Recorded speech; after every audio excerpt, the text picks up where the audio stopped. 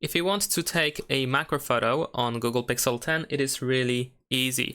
Once you are in the photo mode, if the macro mode is detected, or if the phone knows that you are trying to take a macro photo, you will see this flower over here in the top left corner, and you can also get some additional tips over here that might help you take a pretty decent macro photo. So over here we can use these tips in order to try to take the macro photo. So essentially you want to keep the distance between the subject and your camera, but in addition to that we can use a zoom. So as you can see, even if we use the zoom, we can still have the macro mode enabled. Of course we want to keep the distance, we don't want to be too close in order to simply not lose the focus, but at the same time if you use too much zoom you can lose the quality of the photo, so you have to keep that in mind.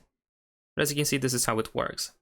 And that's all you have to do. As long as you have this flower over here in the top left corner, this simply means that the phone knows that you're trying to take a macro photo, and it should definitely help you. There is also this macro focus option, as you can see, so we can tell that this is the macro photo. It says that we can take detailed close-up photos and videos, move close to the object, and watch as the details come into focus automatically. So yeah, so if you have trouble with the focus, this mode should definitely help you with that.